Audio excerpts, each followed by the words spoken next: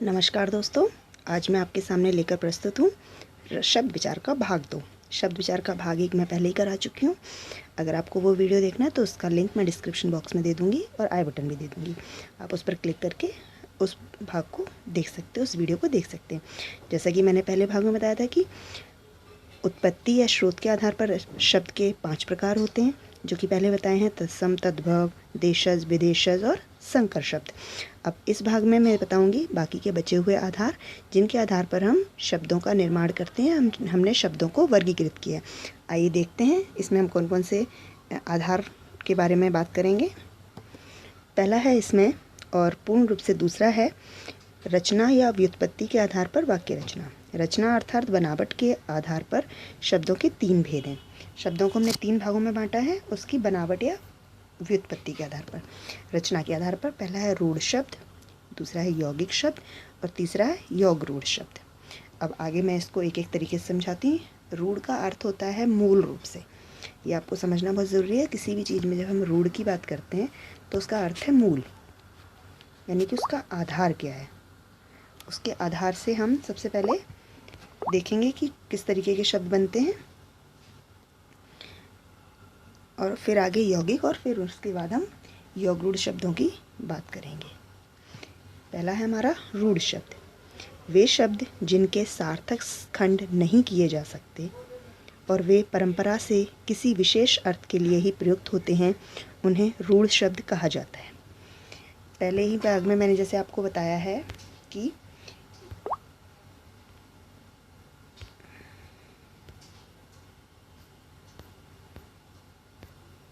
पहले भाग में जैसे मैंने आपको बताया था कि सार्थक का अर्थ होता है अर्थ के साथ,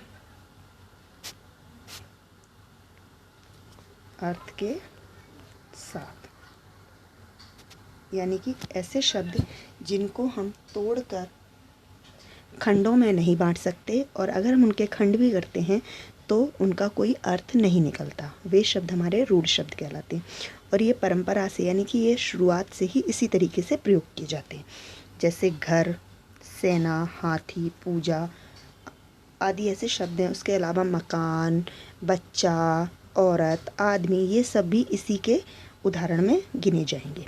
यानी कि ऐसे शब्द जिनके हम सार्थक खंड, यानी कि उन्हें टुकड़ों में नहीं बांट सकते, और वो प्रारंभ से ही उसी तरीके से प्रयोग किए जाते हैं जैसे कि वो आज प्रयोग किए जाते हैं। इसके कुछ उदाहरण देखते हैं कि उनके खंड करने पर यदि उनका कोई अर्थ निकलता है तो। देखिए, रूढ़ शब्द, इन शब्दों के टुकड़े नहीं किए जा सकते। यदि इन्हें तोड़ा जाए तो सार्थक शब्द की प्राप्ति नहीं होती है। सार्थक यानी कि इनका कोई अर्थ नहीं निकलता है। जैसे मैंने उदाहरण लिया है सेना। अगर मैं सेना को तोड़ना चाहूँ तो से और ना,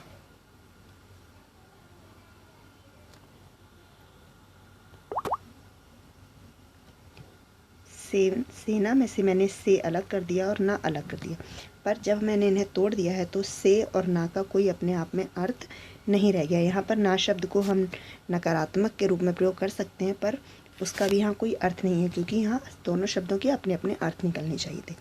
दूसरा शब्द है हमारा घर, यानी घ और रा। अगर मैं घ अलग कर दूँ और रा अलग कर दूँ तो ये सिर्फ वर्ण निकलते हैं, इनका कोई अर्थ नहीं निकलता, यानी कि ये अर्थहीन शब्द हैं।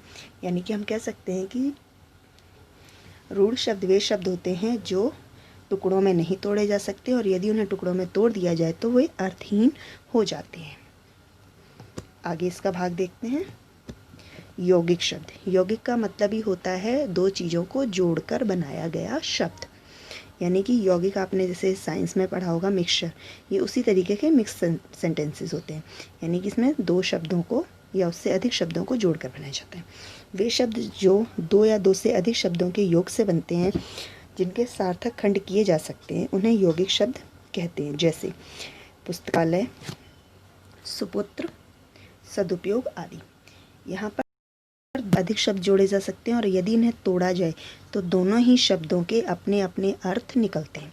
आप इसे इस तरीके से समझ सकते हैं, अगर मैं गेहूँ और चावल को मिला दूँ, मिलाने के बाद वो मिक्सचर बन जाएगा, पर अगर मैं गेहूँ और चावल को अलग अलग करना चाहूँ तो वो दोनों अपने आप में स्वतंत्र भी हैं, जिन्हें अलग अलग किया जा सकता है। लेकिन इसका दूसरा उदाहरण अगर मैं लूँ जो कि मैं आगे बढ़ाऊँगी कि अगर मैं पानी और चीनी को मिला देती हूँ तो उन्हें अलग करना कठिन होता है। तो यौगिक शब्द ऐसे हैं जिन्हें हम आसानी से तोड़कर 2 टुकड़ों में या 3 टुकड़ों में बाँट सकते हैं और सभी का अपना एक निश्चित अर्थ होगा। कई बार वो अर्थ उस यौगिक शब्द के रूप में ही होता है और कई बार उन शब्दों का अर्थ यौगिक शब्द से बने शब्द से अलग भी होता है। अब इनको मैं आगे उदाहरण में समझा रही हूँ कि अगर हम टुकड़े कर दें तो कैसे बनेगा। जैसे शब्द लिया है मैंने पुस्तकालय। पुस्तकालय की अगर खंड करती हूँ तो पुस्तक और आलय 2 शब्द बनते हैं, जिसमें पुस्तक का मतलब किताब होता है और आलय का मतलब घर होता है। उसी तरीके से अगर मैंने जैसे दूसरा उदाहरण दिया था सुपुत्र, अगर मैं इसके टुकड़े कर दूँ तो ये सु जमा पुत्र बनता है, यानी कि सु का मतलब होता है अच्छा और पुत्र का मतलब होता है बेटा। तो ये दोनों शब्द ही अपने आप में पूर्ण रूप से अर्थ दे रहे हैं। इसी तरीके से सदुपयोग का ही बन सकता है। सद का मतलब होता है सही तरीके से और उपयोग मतलब प्रयोग करना।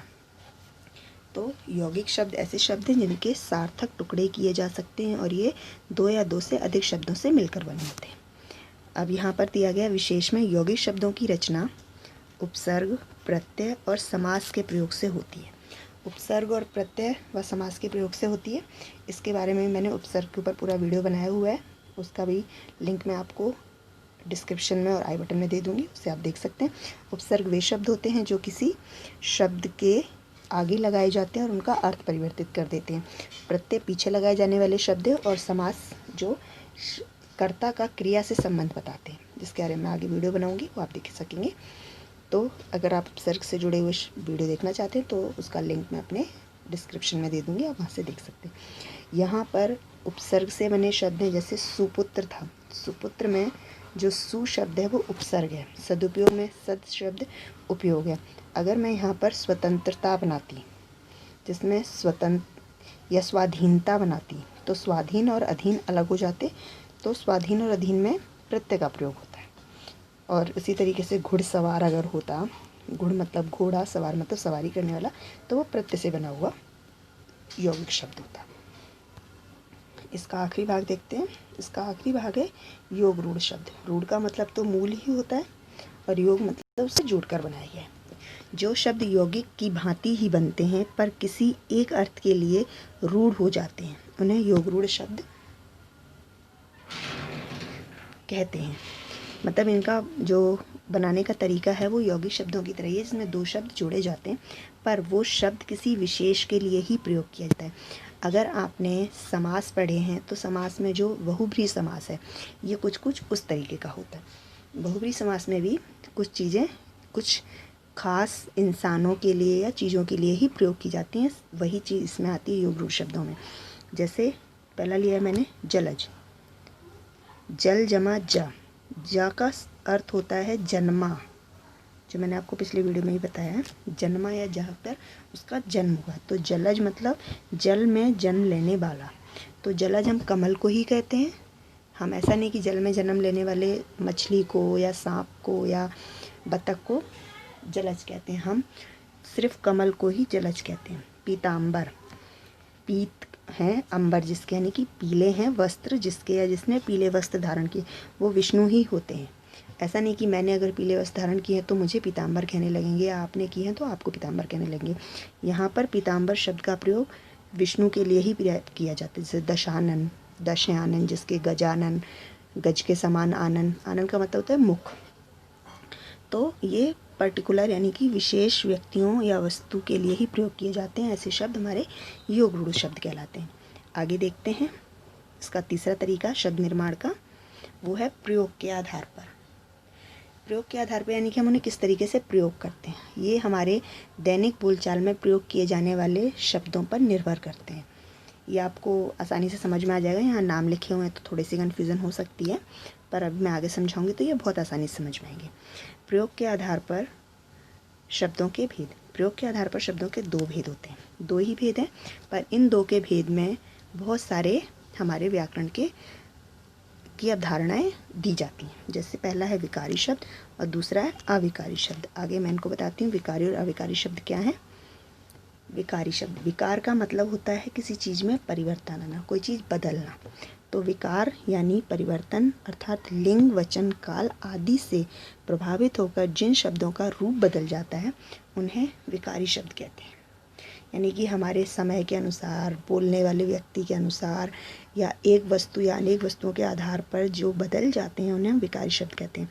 जैसे इसके उदाहरण में संज्ञा, सर्वनाम, क्रिया तथा विशेषण आते हैं। संज्ञा स्त्रीलिंग होगा तो अलग क्रिया प्रयोग होती है, पुल्लिंग होगा तो अलग क्रिया प्रयोग होगी।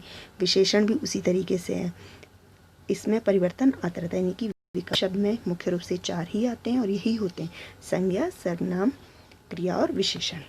इन्हें आगे समझते हैं हम। जैसे संज्ञा में संज्ञा होता है किसी का नाम। संज्ञा का अर्थ है किसी का नाम, जैसे नाम में आपका सकता है लड़की, पूजा, दिल्ली। सर्वनाम जो संज्ञा के स्थान पर प्रयोग किए गए शब्द है, वह, यह, मैं, आप, तुम, तुम्हारा। क्रिया काम, गया, रहना, दौड़ना, खाना, सोना। विशेषता कोई विशेषता। विशेषण यानी कि विशेषता, कम, सुंदर, काला, गोरा आदि। इन सभी का मैंने वीडियो बनाए हुए हैं। इन सभी पर अगर आप देखना चाहें तो आप मेरी आपको डिस्क्रिप्शन में मिल जाएगा, नहीं तो आप मेरे चैनल को सर्च करके भी इन सभी के ऊपर बने हुए वीडियो देख सकते हैं। और है हमारा इसी का दूसरा भाग, अविकारी शब्द। जिसके आगे आ लग जाता है उसका मतलब नकारात्मक हो जाता है। नकारात्मक यानी कि वो चीज़ नहीं होगी। विकार का मतलब है परिवर्तन, और इसके आगे आ जुड़ गया है तो कोई परिवर्तन नहीं होगा। यानी कि वे शब्द जिनमें लिंग, वचन, कारक और काल आदि के अनुसार कोई परिवर्तन नहीं होता उन्हें अविकारी शब्द कहते हैं। यानी कि ये जो शब्द हैं ये लिंग, वचन, काल आदि के आधार पर नहीं बदले जाएंगे, उन्हें हम अविकारी शब्द कहेंगे। जैसे इन्हें हम अव्यय भी कहते हैं। अव्यय मुख्य रूप से इन्हें संस्कृत में बोला जाता है। अत्र, तत्र, यदा, कदा, ये सारे शब्द हमारे अव्यय में आते हैं। क्रिया विशेषण इसका पहला उदाहरण है। दूसरा संबंध बोधक, तीसरा समुच्चय बोधक और चौथा विस्मयादि बोधक। शायद आपको ये नाम सुनकर कुछ अजीब लग रहे हो।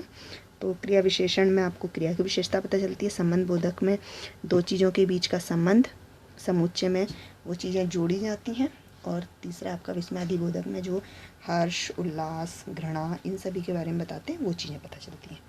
जैसे इसमें उदाहरण दिया गया है, क्रिया विशेषण धीरे धीरे, संबंध बोधक और समुच्चय बोधक के समान, और विस्मयादि बोधक में आदि दिए गए हैं। तो इस प्रकार आप देख सकते हैं कि शब्द निर्माण के इस वीडियो में मैंने 2 तरीके बताए। अभी हमारा आखिरी भाग रह गया है, वो मैं आपको नेक्स्ट वीडियो में बताऊंगी। तो आप समझ सकते हैं कि शब्द निर्माण के कुल 4 तरीके होते हैं, जो कि पहला था उत्पत्ति या स्रोत के आधार पर, दूसरा आपका रचना के आधार पर। रचना के आधार पर हमारे 3 भाग हैं, रूढ़ शब्द, यौगिक शब्द और योग रूढ़ शब्द। और उसके बाद आता है आपका प्रयोग के आधार पर। प्रयोग के आधार पर 2 प्रकार थे, विकारी शब्द और अविकारी शब्द। विकारी शब्द के फिर से 4 भाग हैं, संज्ञा, सर्वनाम, क्रिया और विशेषण। और अविकारी शब्दों के भी 4 भाग हैं, क्रिया विशेषण, संबंध बोधक, समुच्चय बोधक और विस्मयादि बोधक। अगर आप इनसे जुड़े हुए वीडियो, विकारी शब्द से जुड़े हुए वीडियो देखना चाहते हैं तो आप मेरे चैनल पर जाकर उन्हें देख सकते हैं। और उपसर्ग से जुड़ा हुआ वीडियो अगर आप देखना चाहते हैं तो वो भी मेरे चैनल पर आपको मिल जाएगा। आशा करती हूँ ये आपके लिए उपयोगी रहा होगा। अगर आपको अच्छा लगे तो एक लाइक कीजिए और मेरी वीडियो को शेयर कीजिए, और सबसे इम्पॉर्टेंट मेरे चैनल को सब्सक्राइब कीजिए। धन्यवाद। अगले वीडियो में आपका इसका अगला भाग लेकर आती हूँ। धन्यवाद।